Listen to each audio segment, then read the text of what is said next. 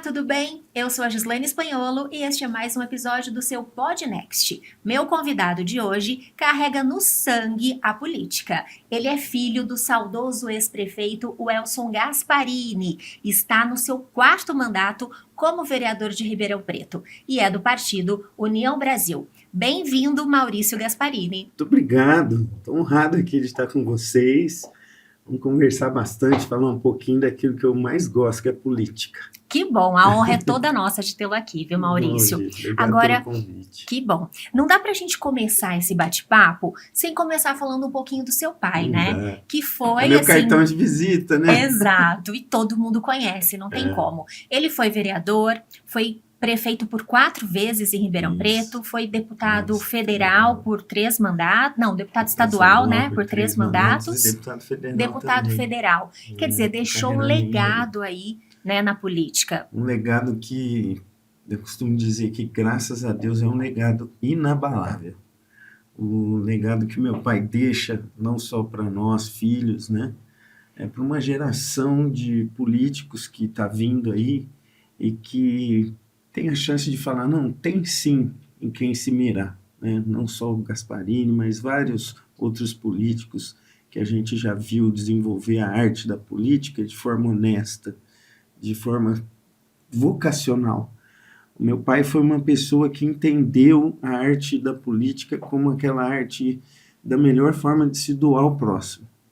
Meu pai sempre foi uma pessoa muito cristã, né, católico, praticante, junto com a minha mãe, de valores e princípios assim que seguem com a gente até hoje. E ele sempre conta essa passagem de que numa visita do Papa aqui no nosso país, conversando com jovens, né, que ele disse essa frase e marcou a vida dele para sempre, no momento que ele estava tomando a decisão se voltaria ou não para a política, porque o pai, apesar de ter essa trajetória linda, teve um momento da vida dele que ele titubeou. Teve uma pausa? Teve uma pausa quando ele perdeu pela primeira vez uma eleição que foi para prefeito aqui em Ribeirão. E aí, eu acho que ele fala para nós, né, naquele momento o orgulho bateu e falou, acho que está na hora de parar, a população não quis mais a minha administração, então eu vou seguir o rumo da carreira privada, e que ele sempre preservou, nunca deixou de lado, né, advogado, radialista, professor, jornalista, sempre atuando paralelamente à política.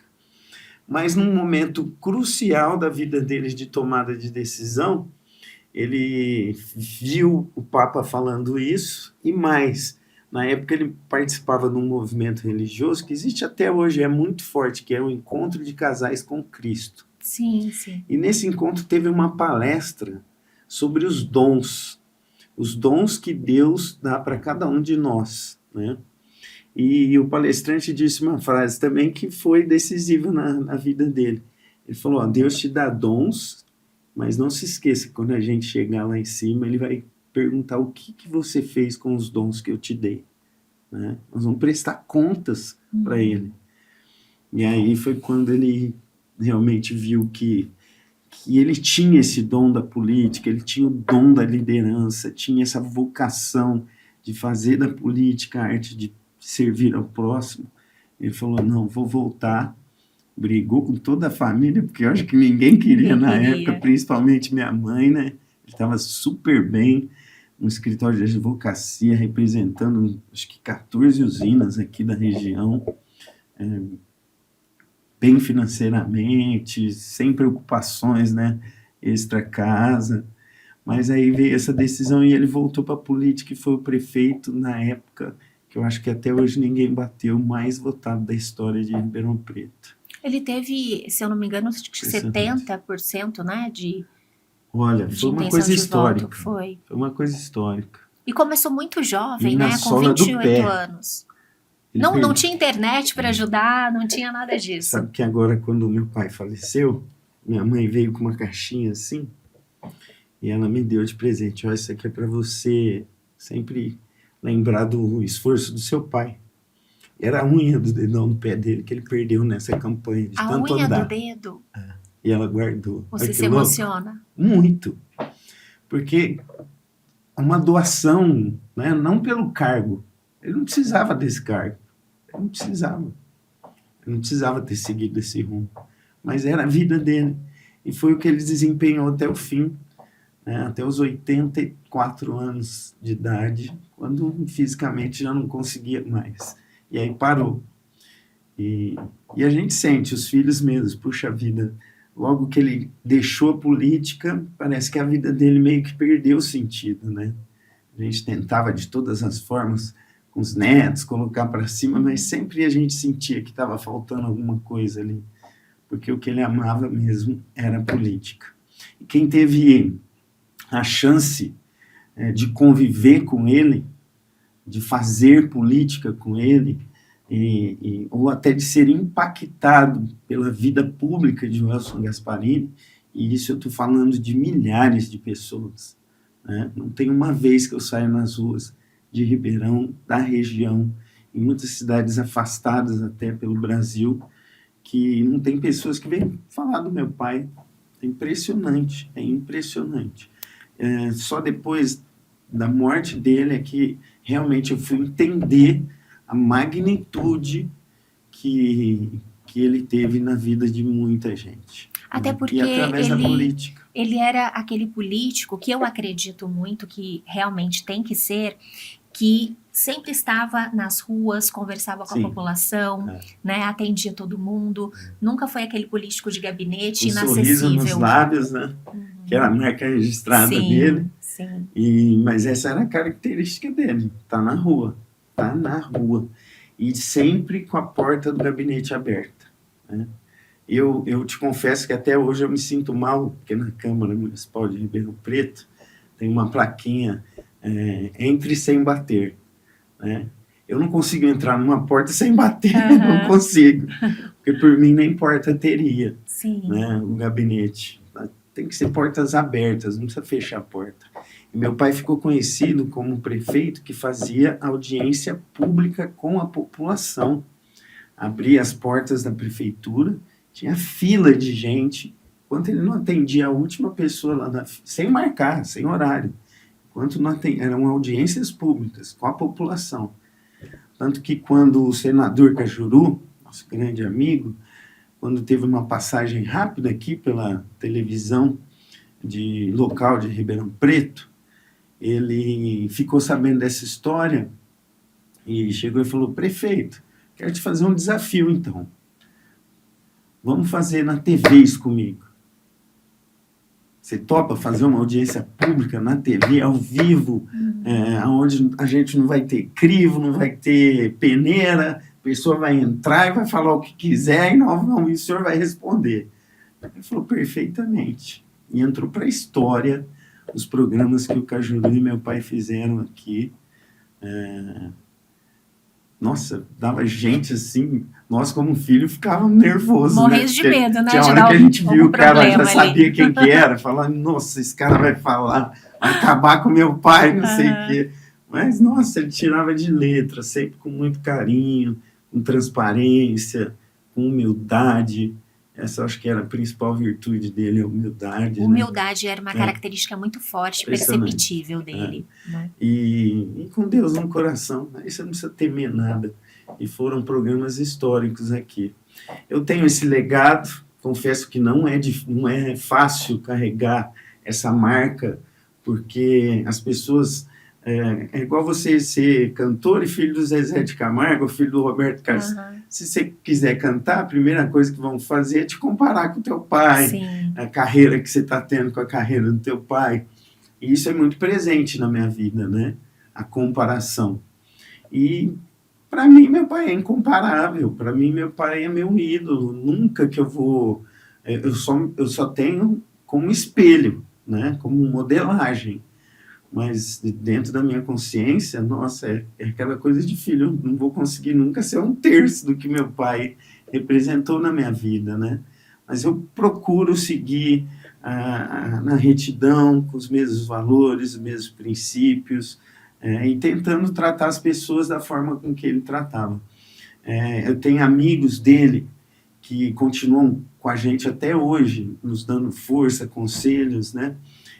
alguns ex-vereadores, Vicente Seixas, Osório Carlos do Nascimento, o doutor Rogério Genari, que foi o braço direito, esquerdo, a mão, tudo junto para o meu pai.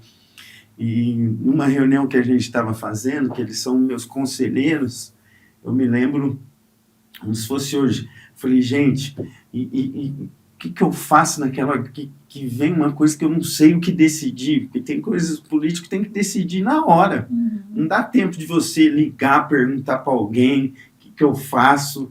E essa é a grande dificuldade da política, né?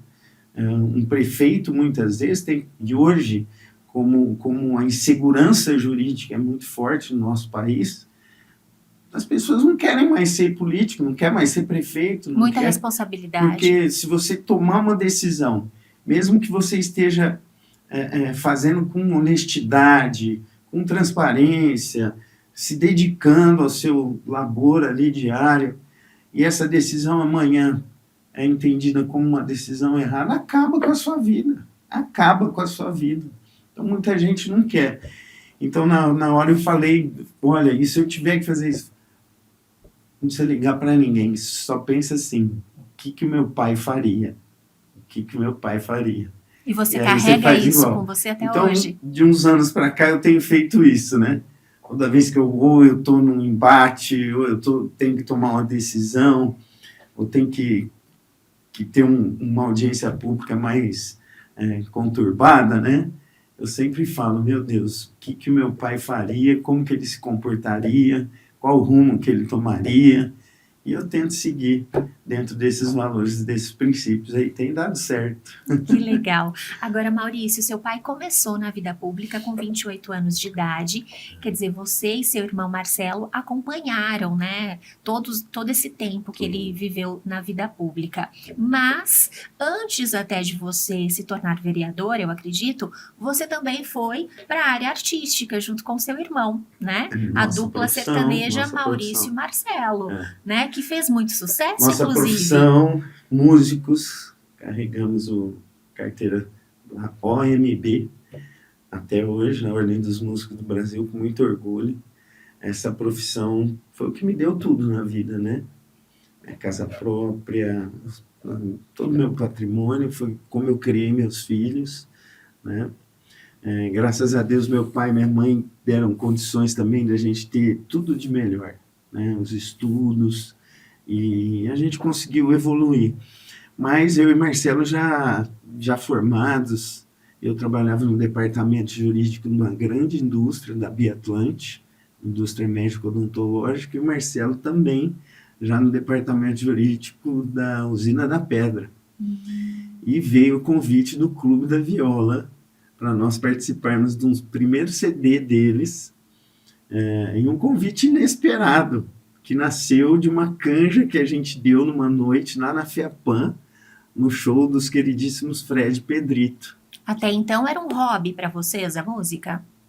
Não era nem hobby, não existia praticamente na nossa vida imaginar que ia ser artista. A gente cantava em churrasco com os amigos e tal. Não tinha pretensão nenhuma. Mas aí veio esse convite, e eles levaram para conversar com um gravador, empresário. Eu falei, pô, a galera tá falando sério, né? E a gravadora enxergou um grande potencial na dupla. E nós sentamos lá em São Paulo, na época na Paradox Music. E aí que a gente viu que a coisa era séria, né? E aí nós falamos, vamos tentar. Só que aí nós fomos atrás, assim, de fazer uma coisa bem feita. E meu pai entrou no circuito, porque logicamente que nós fomos falar com ele, né? Meu pai quase infartou, imagina. Os dois já na carreira bonita, né? Falou, mas como que vocês vão abandonar a Dabi, a Usina da Pedra, não sei o quê. Para se aventurar na música. Eu falei, pai, o que a gente não quer chegar lá com 50, 60 anos e falar, puxa, não tentamos, né? A gente era novo ainda. E ele falou, então vai. Mas eu vou ajudar vocês. Aí ele ligou para uma pessoa que fez uma diferença na nossa vida imensa, o Moacir Franco.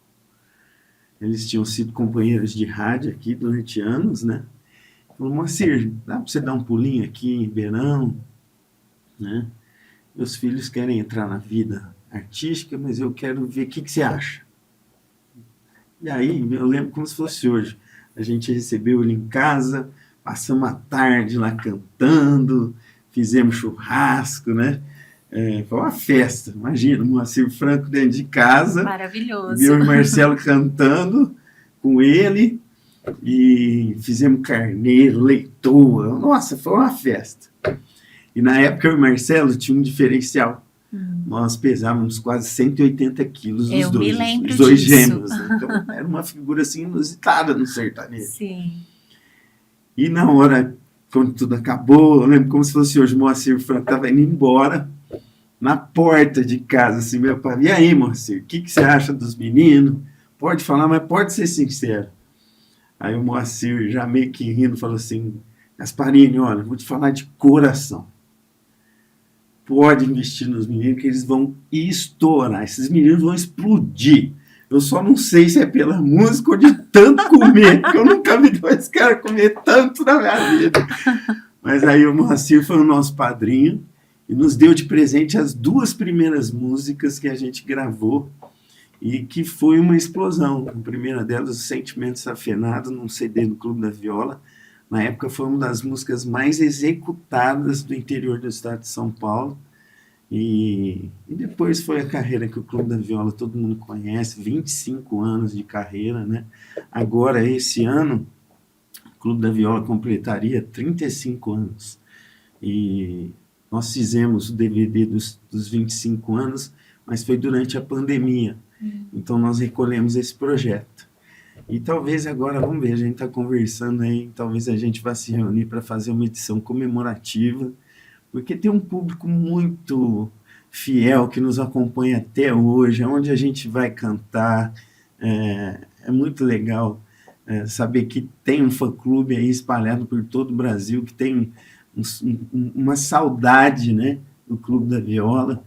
Então vamos ver, quem sabe aí mais para frente a gente volte a dar essa alegria aí. Quer dizer que pode ser, em primeira mão, pode ser só uma pausa na carreira artística, pode voltar. Na realidade, assim, todos os artistas do Clube da Viola nunca pararam, né, de cantar. O que parou foi o projeto Clube da Viola, que tinha um grande impacto, né?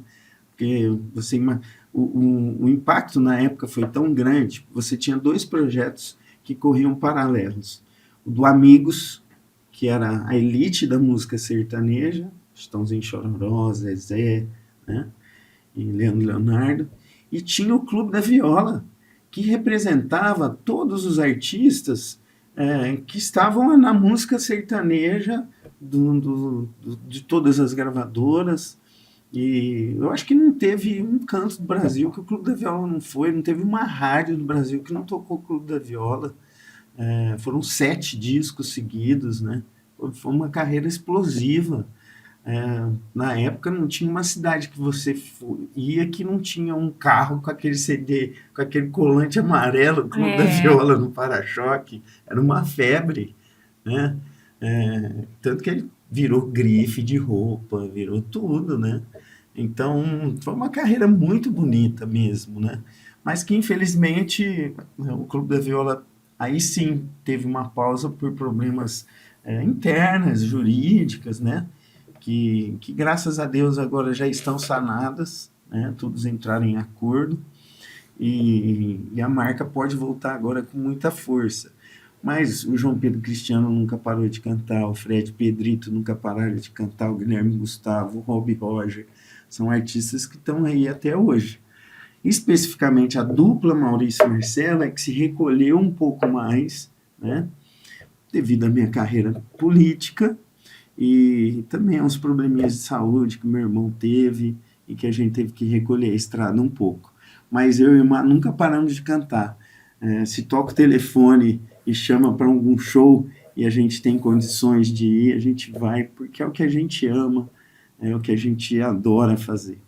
E como você começou a seguir os passos do seu pai na política? O que te levou a falar, não, eu estou pronto para ser candidato a vereador, para entrar para o serviço público? Foi de tanto ouvir esse chamado, né? E principalmente, assim, eu entreguei essa decisão primeiramente a Deus E realmente esse chamado veio muito forte dentro de mim na época. E depois conversei muito com a minha família. E a minha família me deu muito suporte. Me deu mesmo. Eu sentia que algum dos filhos, e hoje eu tenho a convicção de qualquer um dos 4 filhos, eu, Marcelo, Luciano, o Júnior, que o Júnior chegou a ser vereador até antes de mim, os 4 teriam condições de pegar essa bandeira e esse legado e tomar conta. Os 4, né? Tanto que eu costumo dizer para os amigos que eu ganhei 2 eleições, uma dentro de casa para ver se ia ser eu mesmo, que todos queriam ser, e depois o da rua. Mas, e as pessoas vindo, né? Pô, você que tem o dom da política dentro de casa, você tem que seguir a carreira do seu pai. Maurício, você tem que sair candidato. Então, de tanto ouvir isso, é que eu falei, puxa, eu acho que eu tenho esse dom que o pai carrega com ele, e vinha sempre aquilo. Depois você vai prestar conta dos dons que Deus te deu, né? E aí eu consegui sentir esse dom vocacionado para a política muito forte dentro de mim. Fundei, na época, a Juventude Democrata Cristã aqui em Ribeirão. Meu pai era do Partido Democrata Cristão. E foi um movimento, assim, primeiro da minha vida. Eu devia ter uns 18 para 19 anos. E deu muito certo. Eu acho que daí que nasceu a minha liderança política, junto aos jovens que entraram nesse movimento comigo.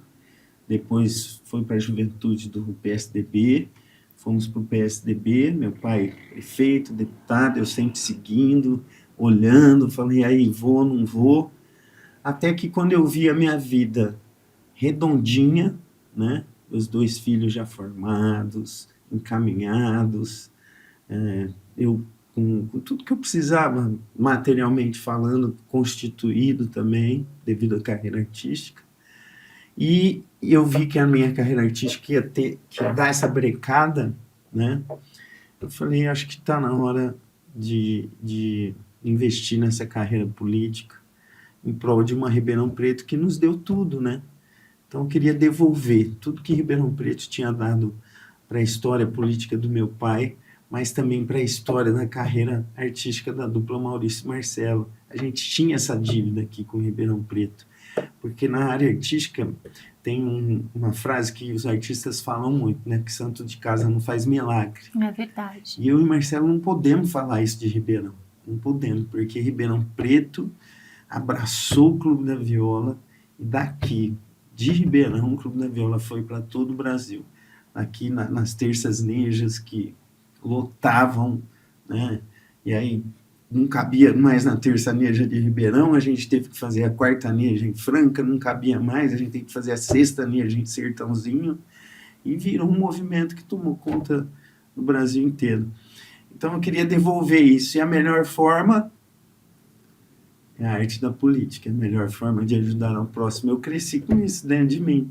Então foi naquele momento decisivo. E, logicamente, que os partidos, né? Queriam que um filho saísse candidato, porque o pai já estava num nível estadual, federal, e eles sentiam que podia ter um Gasparini na Câmara, né? E foi acertada essa visão do partido, porque eu consegui ter a grata satisfação de ser por 2 mandatos vereador, junto com meu pai deputado. E juntos, Gislaine, nós conseguimos impactar vidas aqui em Ribeirão Preto, por toda a região, né, de uma forma assim que, olha, nem eu imaginava. Numa época em que deputados não tinham o rio de dinheiro que tem hoje, não, viu? As emendas parlamentares, as famosas emendas, era dificílima, mas eu acho que tudo casou, porque eu era vereador do PSDB, o pai deputado pelo PSDB, e o governo do estado era do PSDB, né? Então a gente criou uma avenida muito bem pavimentada entre a Câmara Municipal de Ribeirão Preto e o Palácio dos Bandeirantes lá em São Paulo. Então a gente conseguiu trazer verbas que foram decisivas no destino aqui de muitas entidades. do Hospital das Clínicas, das Santa Casas aqui espalhadas por toda a região, das APAES, né? Então, hoje eu já tenho um sentimento para comigo de missão cumprida. Se a minha carreira pública terminasse hoje, eu tenho para dentro de mim um sentimento muito grande de missão cumprida. Já se sente realizado? Me sinto realizado por tudo que junto com meu pai, junto com a minha equipe, a gente conseguiu fazer aqui. Mas eu acho que a gente tem capacidade de fazer muito mais, né? E a principal virtude que um político tem que ter é a gratidão. É gratidão. E a forma de eu demonstrar essa gratidão para as pessoas é de sempre me colocar à disposição, né?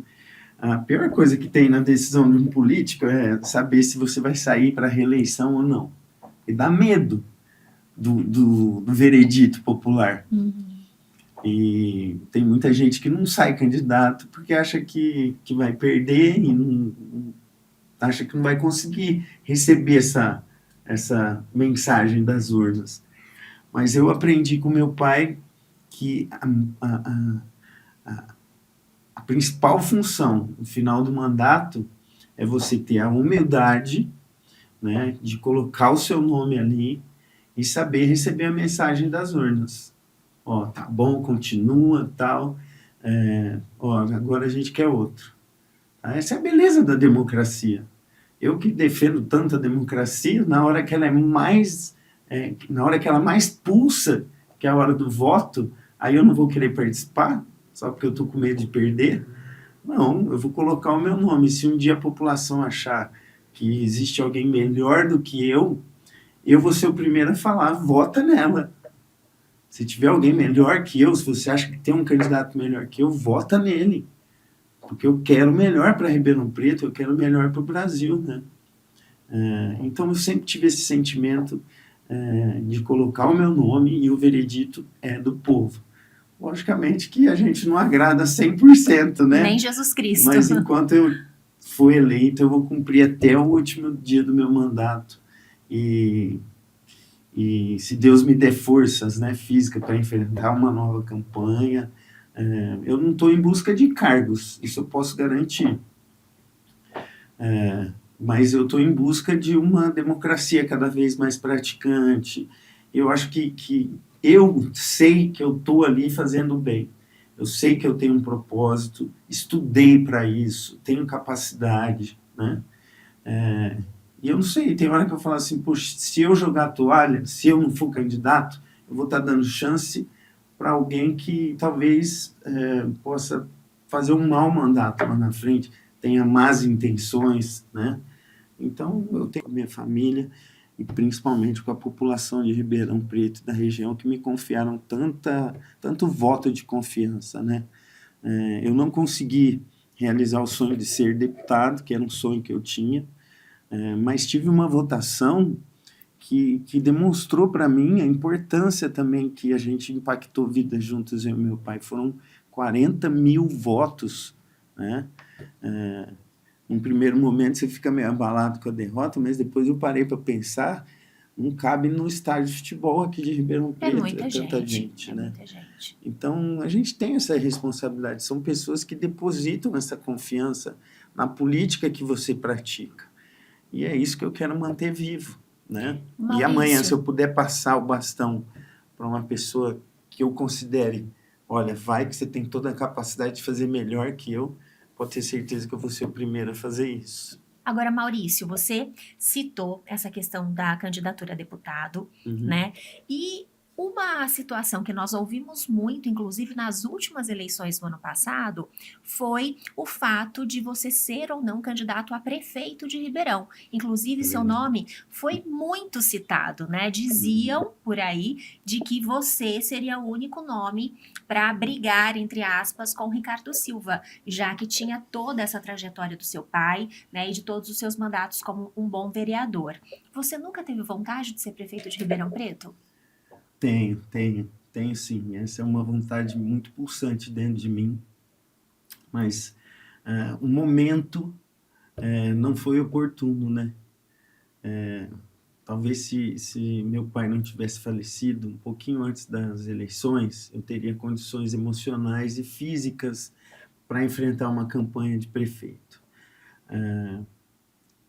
Outra coisa que me deixou muito feliz e lisonjeado é que praticamente todos os candidatos que saíram vieram conversar comigo, né?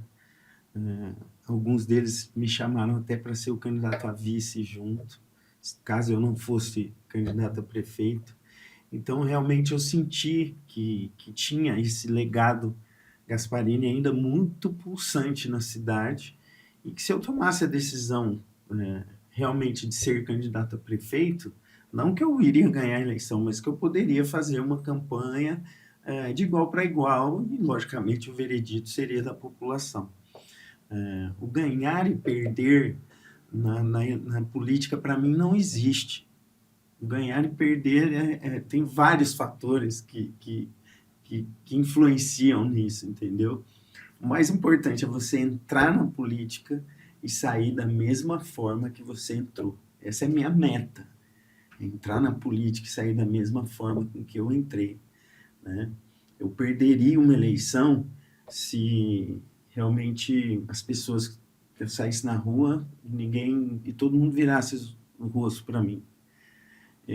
Eu fosse para alguma festa, sentasse numa mesa e todos se levantassem, porque ninguém queria ficar comigo, né? E isso é perder uma eleição.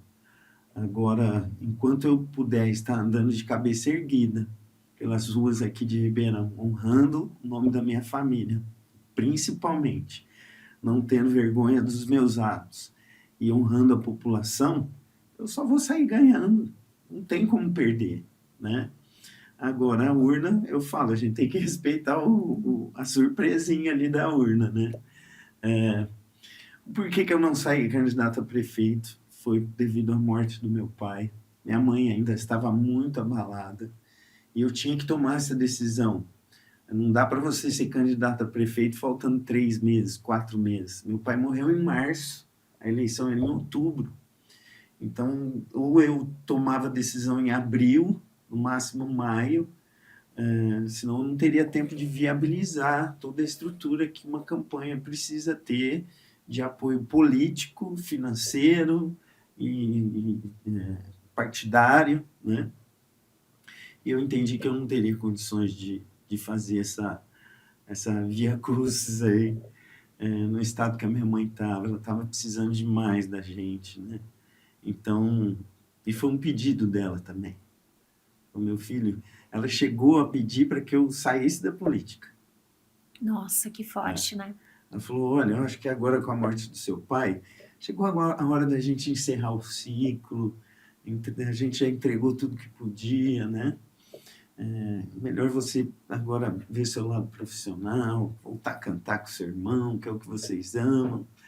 Então eu tive que esperar um tempinho para falar de política com ela, né? Com a família, porque meu pai sempre me ensinou que política, primeiro você começa dentro de casa, você ganha a política primeiro com a família. Se a família não quiser, não adianta nem você ser candidato, né? E eu conheço político que perdeu a eleição porque não teve voto nem da esposa. Ai, olha só que É situação. verdade. É verdade. Então, eu esperei esse processo e quando eu vi que não daria tempo, eu tinha 2 decisões. Ou eu sairia candidato a vice, né? Ou sairia candidato a vereador. Você sairia candidato a vice de quem? Essa foi uma decisão que eu não precisei nem pensar, né? Porque quando eu pensei nessa estrutura, vou sair candidato a vice ou a vereador, eu não cheguei a pensar em pessoas. Pensei, assim, em termos de composição partidária, né? Mas aí eu entendi que eu tinha uma obrigação com o partido que me abraçou, que é a União Brasil. E nós tínhamos traçado um plano junto à União Brasil, quando eu fui para esse partido aqui em Ribeirão Preto, junto com o meu querido amigo, colega vereador, o André Trindade, de que nós tentaríamos fazer com que a União Brasil virasse um partido forte em Ribeirão. Essa era a nossa missão, quando nos confiaram essa sigla, né?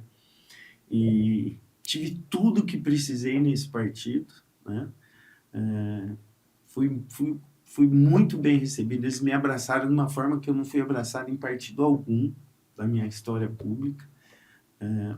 Então eu devia uma satisfação e uma gratidão enorme a eles. E vi que se eu não saísse candidato a vereador, eu poderia comprometer a chapa de vereadores do União Brasil. A gente ainda não tinha uma chapa de vereadores estruturada, forte, né, que pudesse fazer frente aos outros partidos aqui.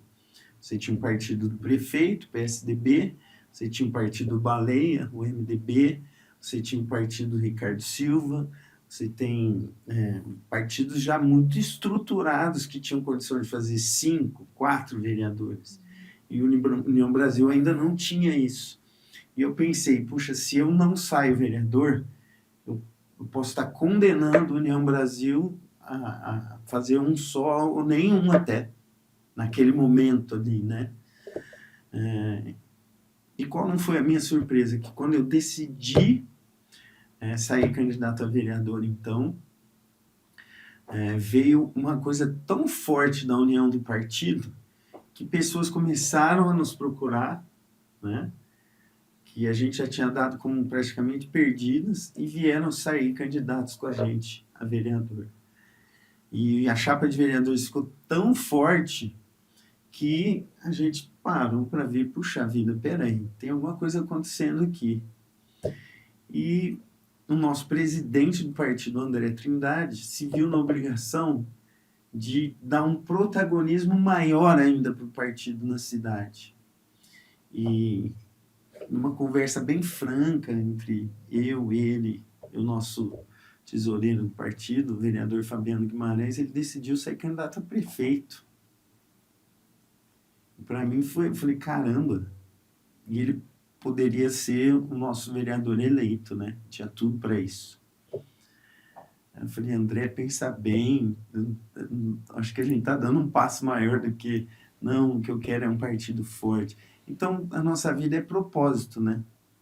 Ele abandonou a chance de ser o vereador eleito, e tenho certeza que se ele tivesse saído vereador, o nosso partido teria feito 3 vereadores e ele estaria lá com a gente. A gente acabou tendo uma surpresa muito agradável, que foi a vinda do Diácono Ramos, que foi uma explosão de votos aqui em Ribeirão. Ele pertence a uma igreja que fechou com ele, uma igreja evangélica, e que tem um trabalho lindo, né? E o Diácono teve uma votação esplêndida, e hoje somos nós 2 vereadores. A União Brasil está lá na Câmara representada. E o André nos representou aí sendo candidato a prefeito, que depois contou até com o apoio do prefeito Duarte Nogueira, que recolheu uma candidatura que ele tinha lançado, o querido Irata, que veio a ser o candidato a vice com o André. Então você vê, essa é a arte da política, né? Você nunca sabe o que vai acontecer lá na frente. Sim. Meu pai falava que ele aprendeu com, acho que foi, não lembro se foi com o Ulisses Guimarães ou com o Montoro, que uma vez meu pai estava ansioso para tomar uma decisão, e ele falou, Gasparinho, calma. Ó, política é igual olhar a nuvem no céu. Você olha agora, tá de um jeito. Foi Ulisses que falou isso, foi Ulisses. Baixou a cabeça um pouquinho, conversou um pouquinho, olha de novo, já mudou tudo lá em cima. Política é desse jeito. Por falar que política é como nuvem, então te pergunto agora, né? Vocês do União Brasil, através do André Trindade, se coligaram com o PSDB do ex-prefeito Duarte Nogueira, com Alessandro Irata como vice, né? Segundo turno, o prefeito Duarte Nogueira preferiu não apoiar ninguém, né? E recentemente ele esteve aqui no nosso podcast também e disse que o atual prefeito Ricardo Silva sempre fez oposição ao governo dele, né? E que ele, inclusive, entendia, de certa forma, as falácias, segundo o próprio ex-prefeito Duarte Nogueira, que o atual prefeito estava falando por aí. E aí eu te pergunto, você, do União Brasil, vereador eleito, como se coloca atualmente nesse cenário aqui em Ribeirão Preto? Situação, oposição, como você se coloca? Eu sou um vereador independente. Meu pai me ensinou a ter essa postura na política. E tem dado muito certo. Mesmo sendo do partido do prefeito, quando ele estava fazendo alguma coisa errada, eu era o primeiro a apontar. Muitas vezes ele não contou com o meu voto. Muitas vezes ele não contou com o meu voto. Essa independência do vereador é o que mais eu preservo, né? E eu tenho uma postura de não ser um vereador de confrontos. Eu tenho uma filosofia, Gislaine, que tudo que aconteceu na política não conta mais. E isso até eu aprendi com o Nogueira. Ele falou, ó, você pode ter sido o prefeito ou o vereador mais votado nessa eleição. No dia seguinte, você tem 0 votos. Acabou, aquela eleição já foi. Dali para frente, você tem que começar a construir tudo de novo. Porque se você achar que você vai viver do passado, esquece. Política é presente. Ribeirão Preto e a nossa região têm grandes desafios para serem vencidos. Eu acho que todos os vereadores, prefeitos, deputados que passaram pela vida pública aqui de forma digna, muitos passaram desonrando a história de Ribeirão Preto e da nossa região, de uma forma muito triste, que eu não gosto nem de lembrar. E esse foi também um dos motivos que eu entrei na política, para combater isso, que eu achava um absurdo. Não é possível que vão fazer com Ribeirão Preto, depois de tudo que eu vi meu pai construir, virem aqui para destruírem a nossa história, né? E quando eu fui eleito vereador pela primeira vez, eu entrei num momento muito difícil da política. Aí sim que eu fui para o confronto, fui para a oposição, porque eu via que estava acontecendo coisas absurdas aqui na cidade e que depois virou o grande escândalo, acho que o maior escândalo de corrupção da história. Sim.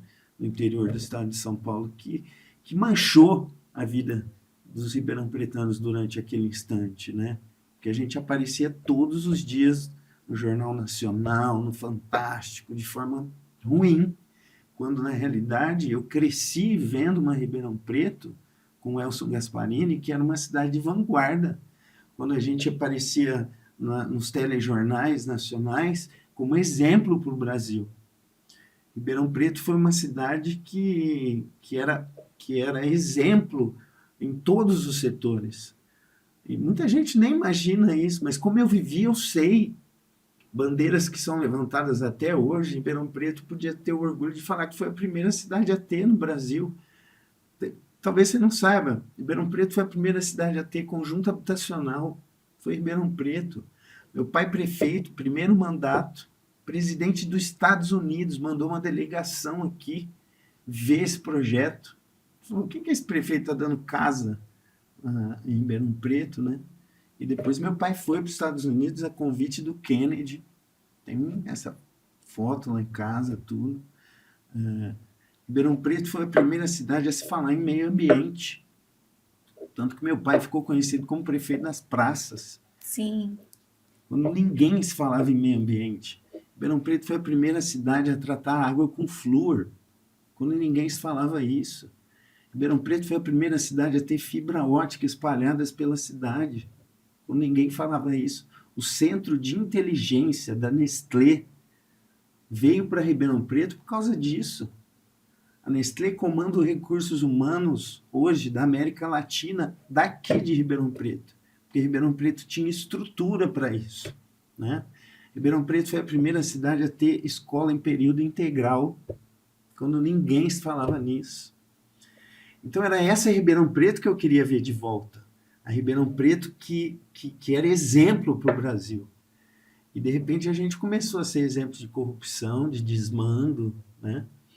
E lutamos fortemente, conseguimos vencer essa etapa. E agora eu estou em outro momento, Slaine. Eu estou num momento que eu não quero apontar dedos, né? Eu não quero mesmo. Eu quero olhar para frente e estender a mão. Quem quiser, junto comigo, construir, né, uma cidade onde a gente vai ter orgulho do que fez lá no futuro, eu estou junto. Seja o prefeito que estiver aí. Hoje de manhã, olhando nos olhos do prefeito eleito Ricardo Silva, na frente dos 34 prefeitos da região, eu disse isso. Agora você é o nosso grande líder. Foi eleito democraticamente. Foi eleito como presidente da região metropolitana de Ribeirão Preto. que me resta? Estender a mão. Vamos juntos. Se precisar, a qualquer momento, que a gente faça uma caravana até as portas do palácio para a gente exigir alguma coisa do governador, eu vou ser o primeiro aí junto com ele. A união faz a força. Eu quero somar e não dividir. E tudo que passou na política, vamos olhar para frente. Né? Eu acho que todo mundo deixou coisa boa para a gente poder aproveitar. Aquelas que a gente acha que não precisa seguir em frente, que a gente desenhe outro estilo. Né? Cada um tem que dar a sua assinatura. Acho que cada político vai ser lembrado por um bem que fez para Ribeirão. Né? Vamos deixar o embate para a hora da campanha. É curta, são 3 meses ali. Passou a campanha, a gente tem que se unir. Por mais que você tenha ideologias diferentes, pensamentos diferentes, você tem que ser independente, sim, mas correto. É bom para Ribeirão, para a região, conta com o meu apoio. E se eu achar que é ruim, eu quero ter a liberdade de poder dialogar, debater, fomentar ideias, para que a gente possa trilhar um caminho diferente. Essa é a beleza da democracia. E eu quero uma política de volta que isso exista. Isso não é mimimi. Isso é tratar o voto que você recebeu com respeito. É tratar aquele eleitor que está esperando um retorno de verdade na vida dele. As pessoas estão cansadas de discurso, de ficar só na seara da ideologia. Não é isso que a população quer. Ela quer saber por que o preço do álcool aqui em Ribeirão tem esse preço e você vai para uma cidade vizinha é outro preço. Mais barato, geralmente. Mais barato, né? Por que eu vou em tal cidade, existem escolas, todas elas com tecnologia de informática, que meu filho cresce com um laptop na mão, e tem cidades que não podem ter isso. Tem cidades aqui que não conseguem ter transporte digno para vir para Ribeirão. Cadê o transporte metropolitano? Né? Então, nós temos desafios que a gente tem que entregar. Nós temos que entregar, não é só no discurso. E uma das coisas que mais me cansa na política é porque tem demandas aqui na minha cidade e na região que, desde o meu primeiro mandato, a gente está tentando fazer acontecer e não acontecem. Cita um exemplo dessas demandas que não saem do papel. Você pega bairros aqui de Ribeirão Preto que ainda estão sem estruturas, né? Sem asfalto. Vem essa chuva agora de janeiro, assola as famílias ali, enchentes, né? A área da saúde. Tem cidades que não tem, aqui na nossa região, que não tem como tratar as pessoas com UTI, com respiradores.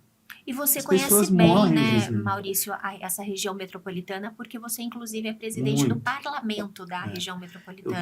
Eu tenho relacionado todas as demandas dos 34 municípios da nossa região metropolitana. Os políticos que me acompanham nesses 12 anos da minha carreira pública são testemunhas disso. Eu nunca fiz desse meu cargo que eu ocupo de presidente do parlamento, eu nunca fiz política. Eu fiz trabalho. Nunca fiz discurso. Começava as reuniões falando, hoje não é dia de discurso, hein, gente? Hoje é dia de trabalho. E com isso a gente conseguiu grandes conquistas para a nossa região.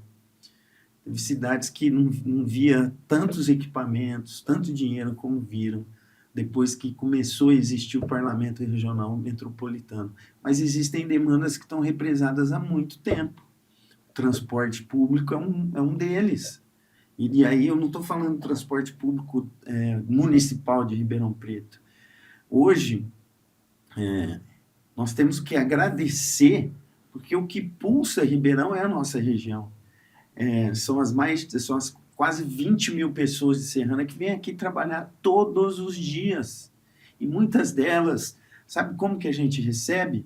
Nos balões da cidade, vans clandestinas despejam essas pessoas ali, seja debaixo de chuva, seja esse calor de 40 graus que faz agora no verão, sem nenhuma estrutura de recebimento. E são mulheres, em sua maioria, que vêm aqui limpar nossas casas, que deixam seus filhos. E nós não damos tratamento digno para essas pessoas. E eu venho denunciando isso há mais de 10 anos.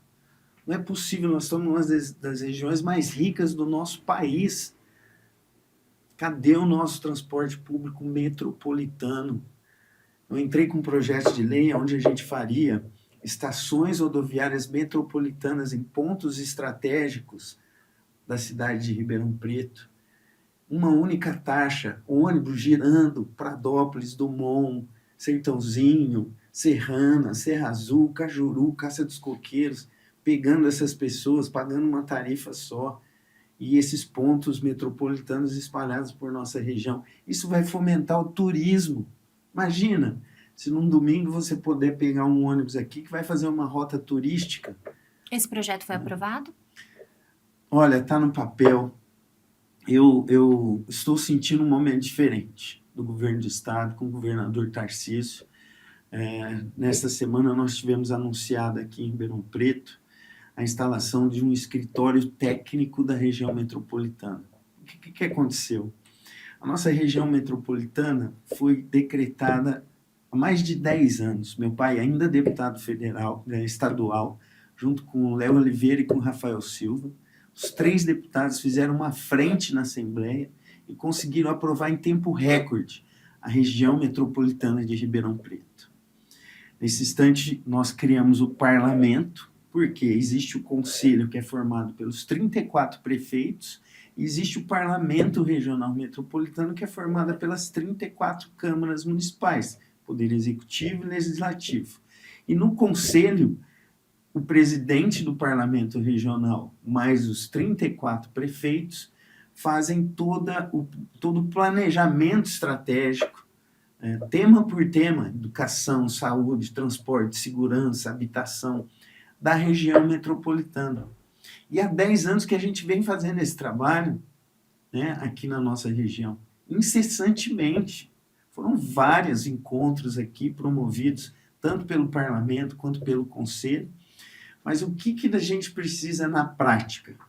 Que o governo do estado de São Paulo, na figura do governador Tarcísio, crie, de uma vez por todas, a agência metropolitana. Essa agência, aí sim, ela tem poder de fomentar as melhorias que a região precisa. Ela vai criar, através de lei, a Agência Metropolitana da Região Metropolitana de Ribeirão Preto e o Fundo Metropolitano. Cada município contribui com uma porcentagem do dinheiro e o governo do estado vem e coloca mais um tanto. Aí a gente forma um fundo financeiro. Nós não temos esse fundo ainda. Ainda não. Que através disso é que nós vamos pagar o transporte metropolitano, criar um hospital metropolitano, criar uma guarda civil metropolitana.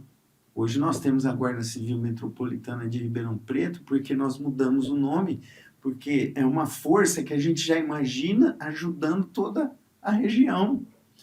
Mas a gente tem que ter um cinturão de segurança que crie um cinturão de segurança para espantar a bandidagem. Não é só de Ribeirão, é de Ribeirão, de Serrana, Serra Azul, Sertãozinho, Brodowski, Jardinópolis. A gente tem que enxergar tudo isso aqui como uma demanda só. E eu venho pensando essa região metropolitana há muito tempo, junto com vereadores, com prefeitos. E uma das características que nós políticos temos que ter é o da resiliência. Então, eu procuro praticar muito. Confesso que muitas vezes eu falo, eu acho que não vai virar nada, vou deixar essa demanda de lado e vou tocar outra, vou pegar outra causa. Mas não, eu sou resiliente. Eu vou até o fim. Enquanto a gente não tiver essa agência aqui, esse fundo, para a gente poder realmente impactar a vida de pessoas que eu sei que sofrem de verdade, diariamente. Porque até agora nós não tivemos a competência política, a vontade política também de fazer acontecer. Eu espero que o governador Tarcísio mude essa visão que as pessoas têm da gente com um ato digno de fazer aquilo que a nossa região espera há tanto tempo, que é realmente tirar a região metropolitana do papel através da agência e do fundo metropolitano. E eu vou ser o primeiro a criar uma caravana para aí sim a gente ir até a porta do governador para aplaudir de pé. Você citou a questão da segurança, né? Eu sei que segurança pública também é uma das suas bandeiras, né? E vi recentemente que o presidente da Câmara, Isaac Antunes, está propondo também ações para a retomada da atividade delegada aqui em Ribeirão Preto. Eu até desconhecia que a atividade delegada tinha sido suspensa aqui. Para quem não sabe o que é atividade delegada, né? É um convênio que as prefeituras fazem com o governo do estado, com a Polícia Militar, para que os policiais militares possam desenvolver suas atividades, né, para o município, serem remunerados por isso em seus períodos de folga. Né? Por que a atividade delegada foi suspensa aqui em Ribeirão e qual é o seu posicionamento? Eu acredito que sejam problemas administrativos. A atividade delegada é exercida aqui em Ribeirão há bastante tempo. Foi uma das nossas bandeiras da Comissão Permanente de Segurança Pública da Câmara Municipal. Quando eu fui eleito vereador a primeira vez, no meu primeiro mandato eu entrei com essa missão, segurança pública. Por quê? O nosso partido tinha feito uma pesquisa qualitativa, né? E deu pela primeira vez em Ribeirão Preto, em primeiro lugar, era essa, assim, qual a demanda que mais te aflige? O cidadão ribeirão-pretano respondeu pela primeira vez na vida, em segurança pública. Depois vinha a saúde, depois a educação. Aquilo eu falei, meu Deus, essa pesquisa está errada. Mas não estava. A gente estava passando por um período de extrema insegurança aqui na cidade, com números exorbitantes na segurança pública. Então, quando eu entrei na Câmara, eu entrei com essa missão. E fiquei assustado, porque não se falava em segurança pública lá dentro. O máximo que eu ouvia, segurança pública é um problema do Estado. E eu comecei a defender, não. Como assim, problema do Estado? Meu pai, como prefeito, criou a Guarda Civil Municipal aqui, desempenhando um projeto maravilhoso para ajudar na segurança e nós vamos mudar essa visão que vocês têm aqui. Pode até ser uma responsabilidade do Estado, mas é um problema nosso. Nós temos que resolver. E aí eu propus para a Câmara da gente criar a Comissão Permanente de Segurança Pública. E através dessa comissão, que eles me elegeram presidente, eu comecei a desenvolver um trabalho, primeiro de mapeamento, junto com a Polícia Militar, e eu fui descobrir uma instituição que até então eu nunca tinha ouvido falar, que são os CONSEGs. Isso é uma das coisas mais lindas que eu conheço na política pública, são os CONSEGs. São os Conselhos de Segurança dos Bairros. Conselhos de Segurança dos bairros e das cidades. Olha, eu mapeei todos os CONSEGs da região metropolitana de Ribeirão Preto. E aqui em Ribeirão Preto, eu peguei um por um. Muitos estavam inativos, sem vontade de fazer acontecer, porque já tinham desistido. E junto com o comando da Polícia Militar, nós fomos visitar as lideranças dos bairros. Fazia palestra, explicando a importância de ter o CONSEG. Bom, reativamos 9 CONSEGs em Ribeirão, naquela época. E fiz o primeiro fórum de segurança pública na Câmara Municipal, onde eu chamei todas as forças vivas de segurança da nossa cidade e da nossa região. Mas todas mesmo. Polícia Militar, Polícia Civil, Polícia Federal, Exército Brasileiro, Guarda Civil de todas as cidades municipais, né? Poder Judiciário, Ministério Público Federal. Olha, eu acho que a gente não esqueceu de ninguém. E consegui, Gislaine, até hoje eu não acredito, trazer o secretário de Segurança Pública na Câmara Municipal. Quando ele entrou, o pessoal ficou, caramba! E lógico que é aquela coisa que eu te falo, né, da atuação conjunta com meu pai. Meu pai era deputado na época, o que facilitou muito. E ali foi a virada de chave de Ribeirão Preto. Que as pessoas viram que era possível a gente ter o fomento da segurança pública municipal. Os policiais começaram a acreditar, né? Os guardas civis começaram a acreditar, os consegues começaram a acreditar. E nós tivemos cases de sucesso espalhados pela nossa cidade que viraram referência nacionais. Através de leis minhas aqui, nós criamos o GPS Caipira, monitorando toda a área rural de Ribeirão Preto. Através de projetos da Câmara Municipal, nós criamos os condomínios virtuais de segurança pública. O primeiro bairro, eu me lembro, que foi na City Ribeirão,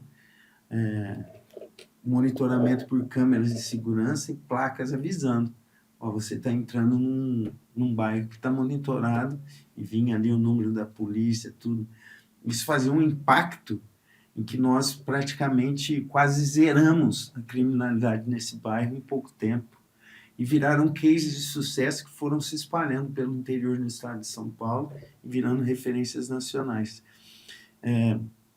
Então eu tenho aqui que fazer um agradecimento muito grande aos consegues, porque são pessoas voluntárias que não ganham R$1, mas que fomentaram a segurança pública de Ribeirão Preto. Existem consegues, por exemplo, da Zona Oeste aqui de Ribeirão, que tem cadastrados 300 tutores de segurança. São cidadãos comuns que hoje são tutores de segurança da Zona Oeste. Esse é um avanço que eu nunca imaginei que isso iria acontecer. E pouco divulgado, né? As pessoas não sabem de todo esse trabalho. A divulgação a gente tenta ao máximo, mas hoje funciona redondinho.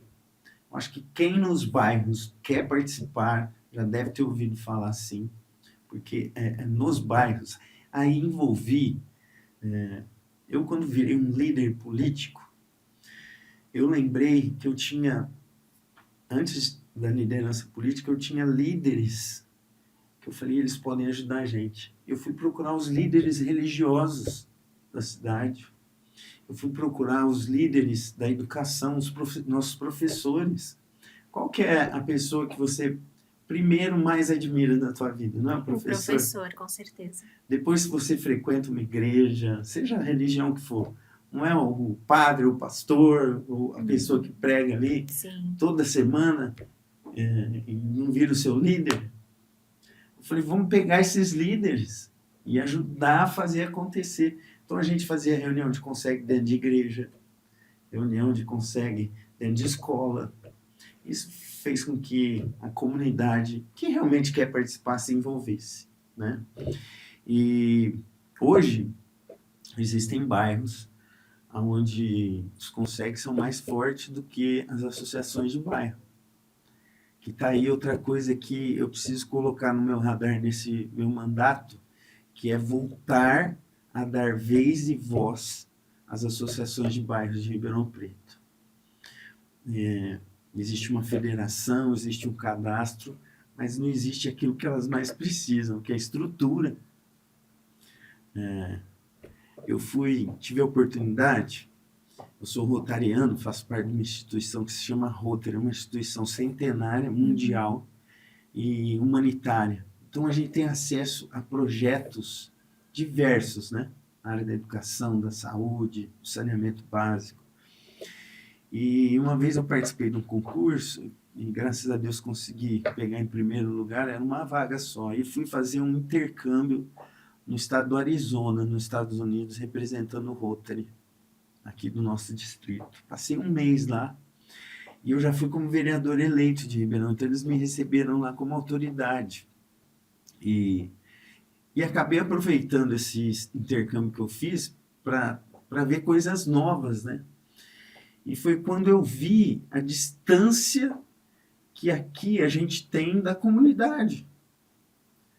Talvez seja o descrédito da classe política. A comunidade não acredita mais no político. E lá, diferentemente daqui, a democracia deles é mais aperfeiçoada que a nossa.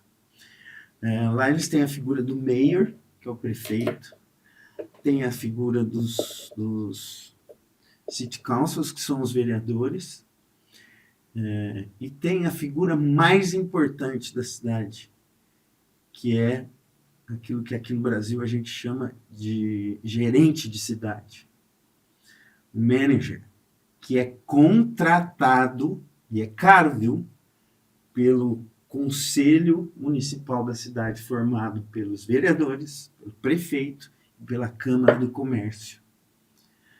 Eles juntos contratam uma pessoa que vai administrar a cidade. É lindo isso. A maioria dos mayors, os prefeitos eleitos pelo povo, não ganham real. Uma figura política. Uma figura política. Eu fui em cidade, o prefeito virou, falou, puxa, eu perguntei por curiosidade, quanto o senhor ganha como prefeito aqui, né? E falou, eu ganho uma verbinha de $200. Eu falei, nossa, você está brincando. $200. Não é profissão, né? Político não pode ser Não, profissão. é porque a real profissão era o do manager, era o cara que estudou para gerenciar uma cidade, se preparou. O que o prefeito tinha era a força política, mas ele não tinha competência. O dia que nós, aqui no Brasil, enxergarmos essa diferença, eu quando vi isso lá, a primeira coisa que eu fiz aqui, voltei para o Brasil, fui atrás de uma pós-graduação em gerente de cidades. Eu falei, Fez gerente de cidades na FAAP? Na FAAP. Foi uma obrigação. Sim. Uma obrigação. Quem está na coisa pública, quem quer, já que a responsabilidade é minha, né? Aqui a gente não contrata gerente de cidades, vai chegar o dia que vai contratar, mas ainda não. Já que eu tenho que ser responsável, como que eu vou querer um dia ser prefeito se eu não tenho a expertise em como administrar? Tudo bem, eu não sou gerente de cidades, mas fiz um curso de administração. Então tá bom, ok, sabe administrar, ok. Mas acho que a gente tem sempre que procurar melhorar na vida, né? Então acho que a classe política tem que entender isso. Quando foi eleito, fui. Por mais que você não tenha nenhuma instrução, até aqui você cumpriu o seu papel político. Você foi eleito porque você tem uma força política. Mas a partir do momento que você assume o seu cargo, você passa a ter uma responsabilidade técnica também. Uma responsabilidade que até se você fizer alguma coisa errada, sua família vai responder pelo resto da vida, inclusive com o seu patrimônio. É isso que os políticos hoje não entendem, né? Então, é preciso estudar, é preciso aprender. E olha, todas as instituições, Tribunal de Contas, Ministério Público, existe a UVESP, da qual eu faço parte, União dos Vereadores do Estado, promovem cursos de graça, cursos de especializações para realmente você poder, através da sua força política, devolver aquilo que a população espera com competência, né?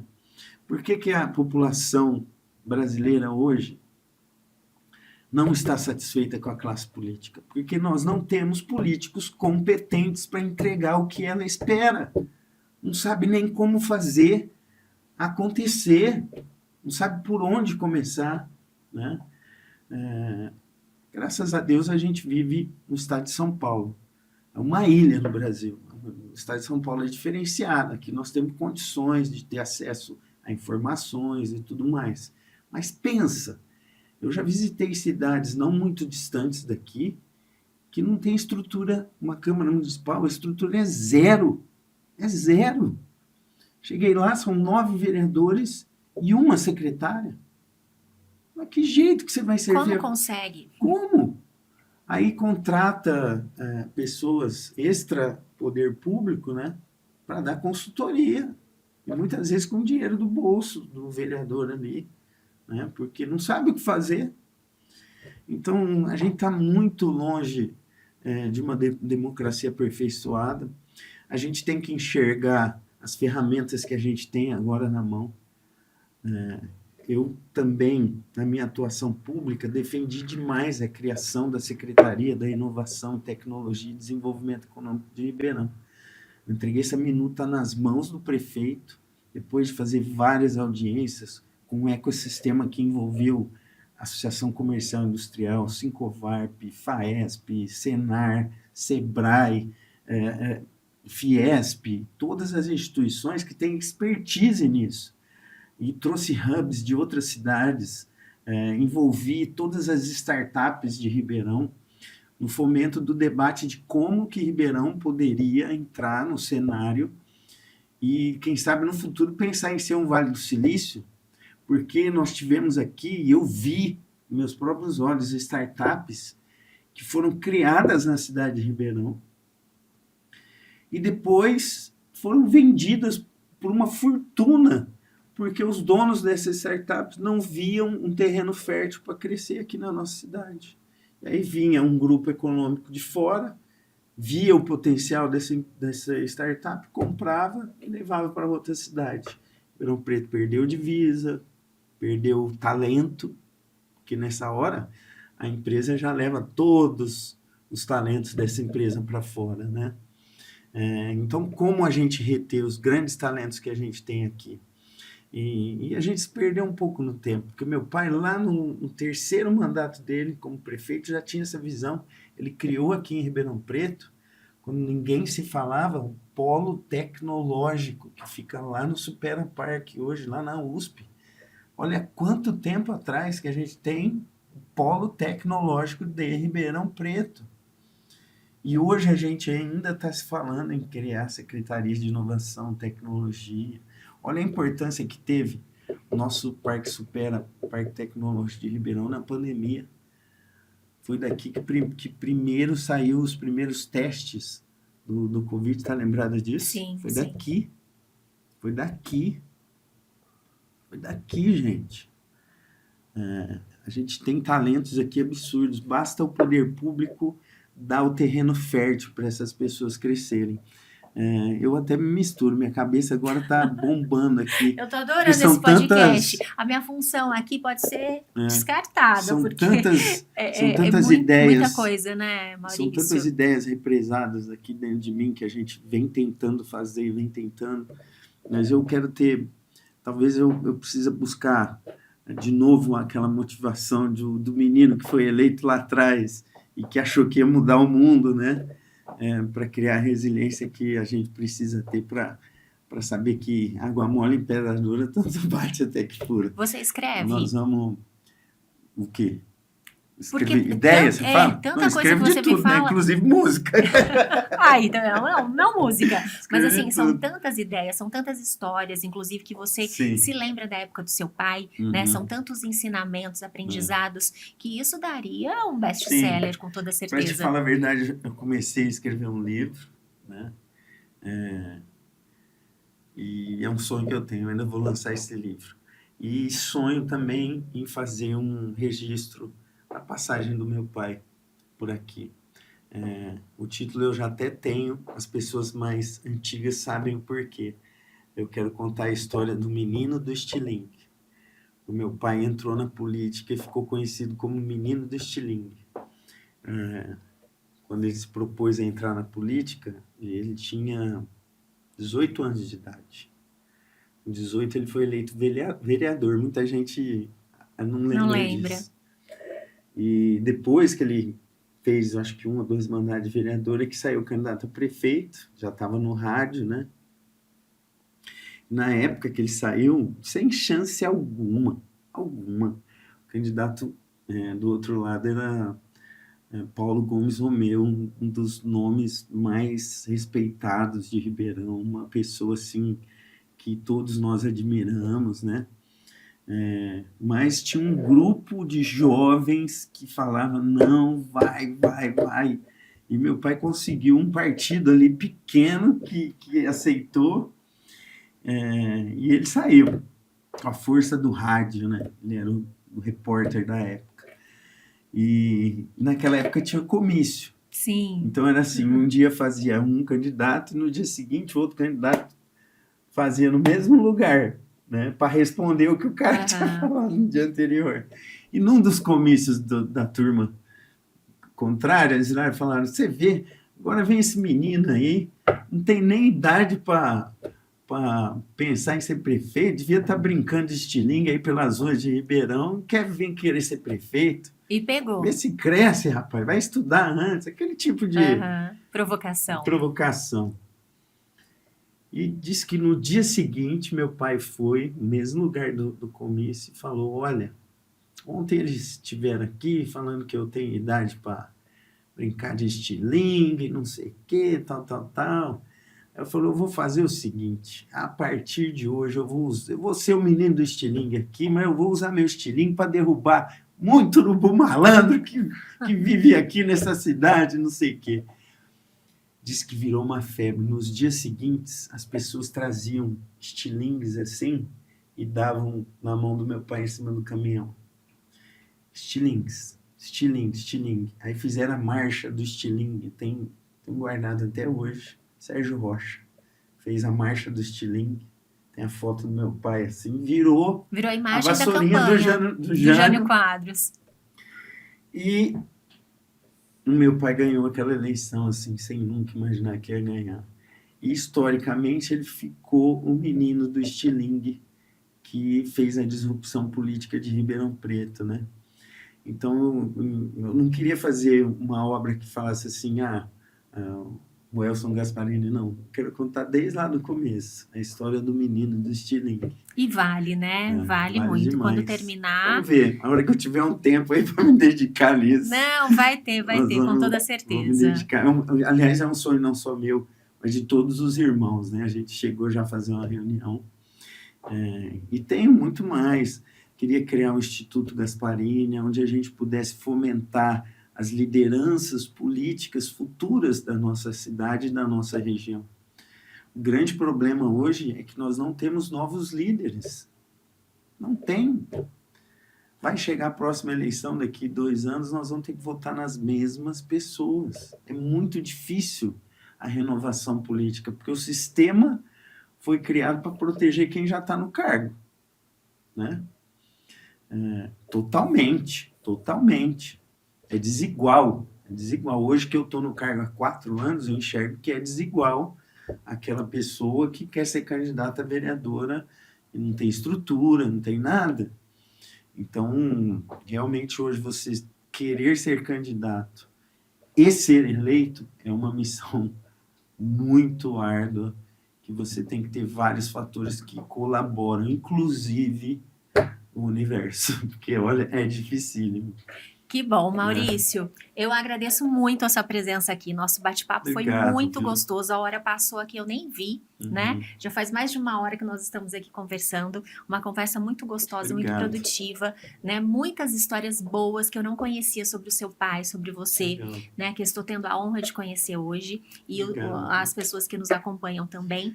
E já fica o convite para você voltar numa próxima oportunidade, porque eu sei que tem muita coisa para falar também. Eu dei uma pesquisada na sua vida aí, sobre os seus projetos de lei, sobre o seu trabalho como vereador, e não deu tempo de falar nem metade. É verdade. Né? Tem muita coisa para contar. Não, então já fica o nosso convite. Olha, parabéns aqui a todos vocês por estarem desenhando esse espaço novo. É raro as pessoas darem espaço para os políticos falarem, né? E meu pai sempre me ensinou que quem não fala não é ouvido. Então, obrigado por estar dando oportunidade de eu poder falar um pouquinho da nossa história. E eu quero voltar, se Deus quiser, daqui 4 anos, novas histórias, novas páginas do meu livro para contar para vocês. Tá Com bom? certeza, você é a primeira na fila de autógrafos. Obrigado mesmo. Obrigada, Maurício. E no próximo Podnext vai trazer o violão e terminar aqui com a gente combinado. com uma roda, tá bom? Fechado. Obrigada. Esse foi mais um episódio do seu Podnext, hoje com Maurício Gasparini, vereador aqui de Ribeirão Preto. Tchau, tchau, gente, e até a próxima.